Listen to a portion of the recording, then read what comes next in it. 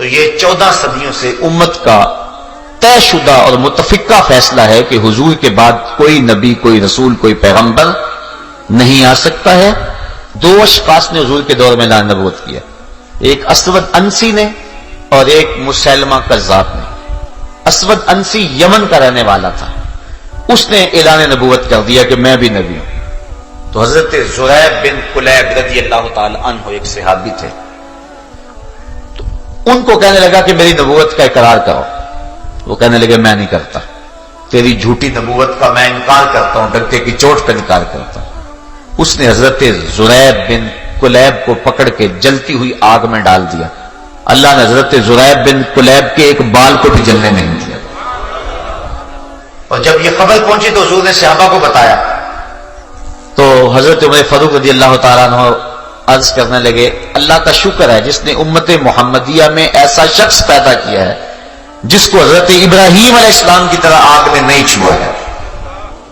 پھر حضرت فیروز نامی ایک صحابی نے اس کا کام تمام کر دیا اور 3-4 مہینوں کے اندر اندر ہی وہ اپنے انجام کو پہنچ گیا۔ دوسرا شخص جس نے حضور کے دور میں اعلان نبوت کیا وہ تھا مسیلمہ کذاب۔ اس نے اعلان نبوت کر دیا، بلکہ حضور کے پاس بہت سارے لوگ لے کر آیا، کہنے لگا کہ آپ میرے ساتھ وعدہ کریں کہ آپ کے بعد میں خلیفہ بنوں گا آپ کا، تو میں آپ کو مان لیتا ہوں۔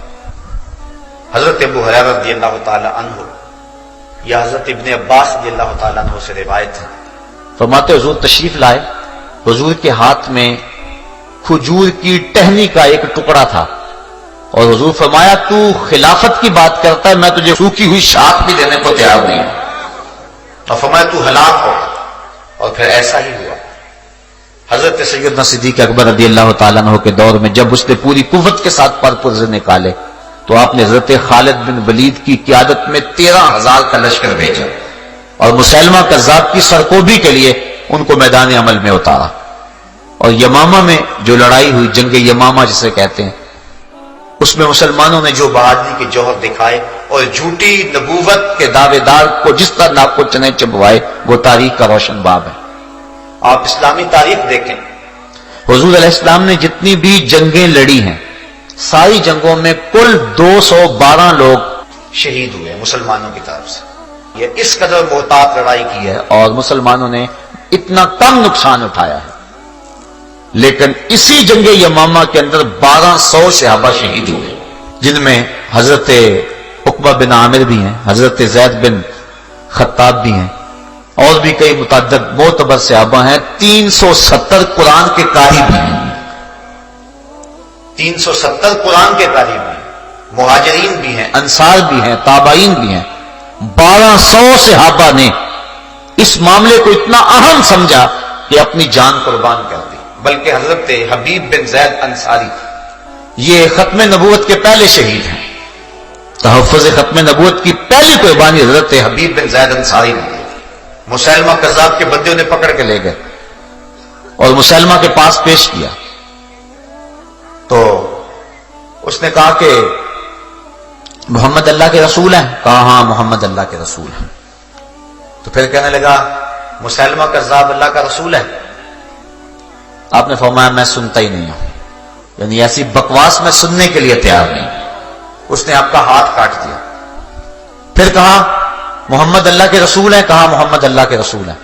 کہا مسیلمہ اللہ کا رسول ہے؟ کہا میں سنتا ہی نہیں ہوں۔ اس نے دوسرا ہاتھ کاٹ دیا۔ پھر اس نے کہا کہ مسیلمہ اللہ کا رسول ہے؟ کہا میں نہیں سنتا۔ پھر پاؤں کاٹ دی۔ پھر کہا کہ مسیلمہ اللہ کا رسول ہے؟ آپ نے کہا میں سننے نہیں چاہتا۔ دوسرا پاؤں کاٹ دیا۔ اس طرح ایک ایک عضو بدن کاٹتا رہا، لیکن حضرت حبیب بن زید انصاری کہتے رہے کہ میں تیری جھوٹی نبوت کا کبھی بھی قرار نہیں کر سکتا۔ ٹکڑے ٹکڑے ہو گئے لیکن حضور کی ختم نبوت کی حفاظت فرمائی۔ یہ پہلے شہید ہیں ختم نبوت کے، جن کو دردناک طریقے سے شہید کیا گیا۔ حضرت عبداللہ بن مخرمہ رضی اللہ تعالی عنہ یہ بھی جنگ یمامہ کے شہید ہیں، ختم نبوت پہ اپنی جان وارنے والے۔ اللہ اکبر۔ انہوں نے اللہ سے یہ عرض کی تھی کہ مالک اتنی دیر تک مجھے شہادت نہ دینا جب تک میرے جوڑ جوڑ پہ زخم نہ آ جائے۔ اس راستے میں لڑتے ہوئے ہاتھ جوڑ پہ جب تک زخم نہ آئے مجھے شہادت نہ دیں دے۔ پھر ان کا پورا جسم اور جسم کا ہر جوڑ زخموں سے چوئے ہو گیا۔ حضرت عبداللہ ابن عمر رضی اللہ تعالیٰ عنہ فرماتے ہیں کہ میں نے دیکھا کہ حضرت عبداللہ بن مخرمہ جو ہے وہ پڑے ہوئے، تو انہوں نے کہا کہ روزہ داروں نے روزے کھول لیے؟ میں نے کہا ہاں کھول لیے۔ تو کہنے لگے میرے لیے بھی کچھ لے کر آؤ، چونکہ روزے سے تھے، پورا جسم زخمی ہے، جوڑ جوڑ پہ زخم ہے۔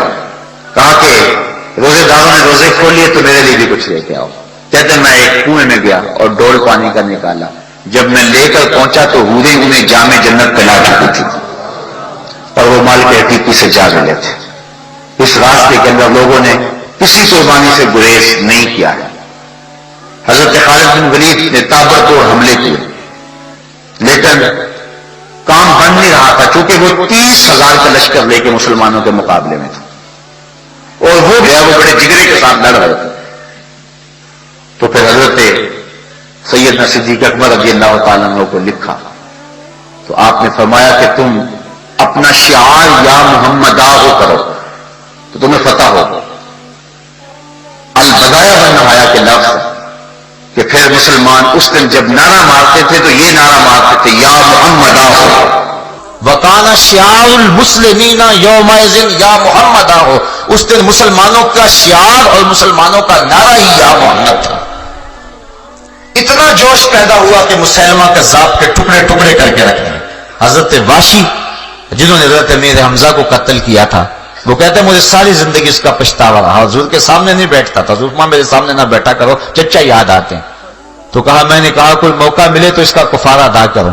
تو کہا کہ میں نے وہ برچھی لے کر کے وہ جو حربہ تھا جس سے حضرت امیر حمزہ کو شہید کیا تھا، میں نے اس کے کفارے میں اس کو تاک کر کے اس کے پیٹ میں مارا اور اس کے پیٹ سے وہ برچھی وہ حربہ گزر گیا، اور اس طرح انہوں نے جو ہے وہ مسلمہ کذاب کو قتل کرنے کی سعادت حاصل کر لی۔ تو مسلمہ کذاب مارا گیا تو اس دن ختم نبوت کے مجاہدین کا جو نعرہ تھا وہ یا محمدہ ہو تھا۔ تو اس بات سے یہ بات سمجھ میں آتی ہے اگر ختم نبوت کے باغیوں کو ختم کرنا ہے اور تخت و تاج ختم نبوت کی حفاظت کرنی ہے تو پھر یا محمد کے نعرے لگانے پڑیں گے، تب امت کے اندر وہ جذبہ پیدا ہوگا۔ اور آپ 53 کی تاریخ دیکھ لیں، یہی نعرہ تھا جس نے قوم میں جذبہ پیدا کر دیا۔